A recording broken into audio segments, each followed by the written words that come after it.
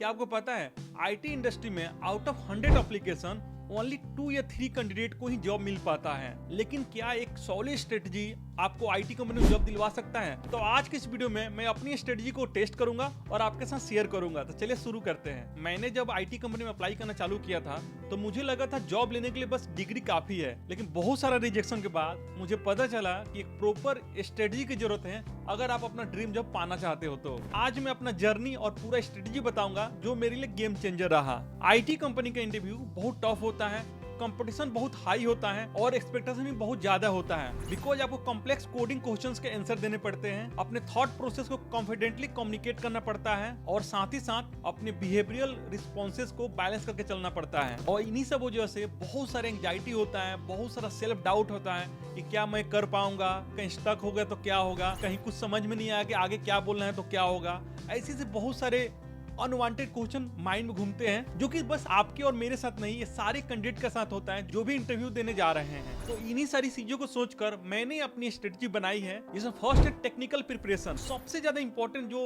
Role play करता है वो है technical preparation, like data structures, algorithm, system design बहुत इंपॉर्टेंट है और जो कि 80 to 90% रोल प्ले करता है। सॉर्ट ऑफ लाइक जैसे आप इंटरव्यू में जा रहे हो तो आपको पूरा चीज पता होना चाहिए, क्योंकि क्या होता है ना, आप छोटी सी एक कंसेप्ट छोड़ देते हो तो आपका माइंड में वो चीजें ज्यादा हाईलाइट होने लगती है और उससे वजह से आपका जो बेटर चीज है, जो ऑलरेडी आपका स्ट्रॉन्ग फील्ड है, उसमें भी आप चाहते आंसर नहीं दे पाते हो। तो मैं यही बोलूंगा कि प्रॉपर अच्छे रोड मैप के साथ अच्छे से तैयारी करो, एक एक चीज नोट डाउन करो, जो जो इंपॉर्टेंट क्वेश्चन हैं जो आपको लगता है ये आपको नहीं आती या डिफरेंट पैटर्न ऑफ क्वेश्चन है, उसको नोट डाउन करो, उसको कॉपी में नोट डाउन करो और इंटरव्यू के पहले उसको रिवाइज करो। तो ये बहुत इंपॉर्टेंट है। तो प्रॉपर टेक्निकल इंटरव्यू का प्रिपरेशन डेफिनेटली आपको बहुत कॉन्फिडेंस देगा और बहुत ही इंपॉर्टेंट रोल प्ले करता है आपके इंटरव्यू क्रैक करने में। सेकंड है बिहेवियरल क्वेश्चंस को अच्छे से प्रिपेयर करना। लाइक आपके बहुत सारे क्वेश्चन बिहेवियर रिलेटेड पूछे जाते हैं, सॉर्ट ऑफ लाइक कि where you see next 5 year और जो भी ऐसी चीज है। तो मैंने इनको बहुत अच्छे तैयारी किया था और एक स्टार पैटर्न मेथड का यूज करके हर एक बिहेवियरल क्वेश्चन का आंसर दिया। तो इसको ये भी बहुत इंपॉर्टेंट है, क्योंकि बहुत बार क्या होता है, टेक्निकल ऑलरेडी हम बहुत पहले से पढ़ रहे होते हैं तो शायद थोड़ा बहुत आसानी से आंसर दे पाते हैं, लेकिन बिहेवियरल ऐसा है कि आपको अगर नहीं पता है तो आप स्टक हो जाओगे, आप देखने लगोगे क्या है, क्योंकि बहुत नॉर्मल सा क्वेश्चन होता है। सॉर्ट ऑफ लाइक कि देयर वाज टाइम व्हेन आपने किसी झगड़ा किया, देयर वाज टाइम आपने डेडलाइन पे प्रोजेक्ट कंप्लीट नहीं किया। ऐसे से बहुत सारे बिहेवियरल क्वेश्चन आते हैं।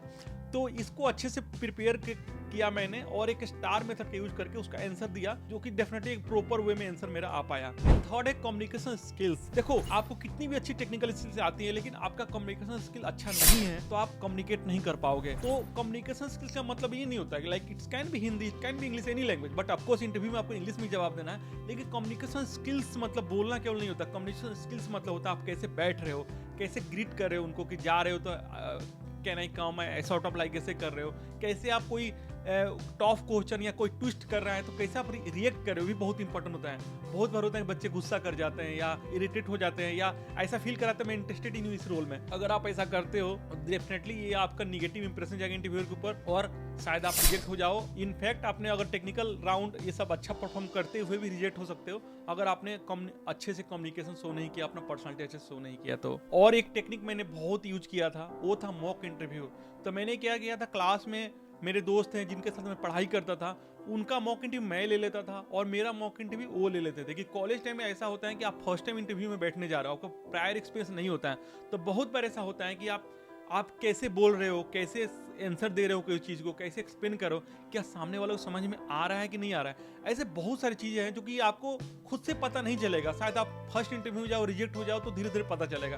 तो क्यों रिजेक्ट होके खुद को पता करना, उससे पहले आप क्या करो कि मॉक इंटरव्यू दो। मॉक इंटरव्यू लो, कहीं नहीं जाना, अपने दोस्त को, किसी को दोस्त बनाओ क्लास में, आप उसका इंटरव्यू ले लो, वो आपका ले लेगा और ऐसे आप एक दूसरे को गाइड कर सकते हो और ऐसे आप खुद को इंप्रूव कर सकते हो सारे एस्पेक्ट पे। तो ये चीज मैंने बहुत किया था और डेफिनेटली वो मुझे बहुत हेल्प किया। और सबसे इंटरेस्टिंग चीज, इंटरव्यू में इंटरव्यूअर ने मुझे एक अनएक्सपेक्टेड बिहेवियरल क्वेश्चन पूछा तो मैंने उसको बहुत अच्छे से, बहुत प्रॉपर, बहुत कॉन्फिडेंस के साथ आंसर दिया, जो मेरे इंटरव्यूअर को बहुत अच्छे से पसंद आया और उनके स्माइल और उनके फेस के एक्सप्रेशन से ही समझ गया कि मेरा आंसर उनको बहुत पसंद आया और मुझे लग गया कहीं ना कहीं मेरा सिलेक्शन होने जा रही है इस कंपनी में। तो बस आपको एक्स्ट्रा कुछ ऐसा नहीं करना है, अच्छे से प्रिपरेशन करना है, कॉन्फिडेंटली आंसर देना है और प्रॉपर वे में अच्छे कम्युनिकेट करना है और डेफिनेटली ये सब फॉलो करोगे तो डेफिनेटली आपका एक इंटरव्यू बहुत अच्छा जाएगा, और इंटरव्यू अच्छा जाएगा तो डेफिनेटली आपका सिलेक्शन होगा ही होगा।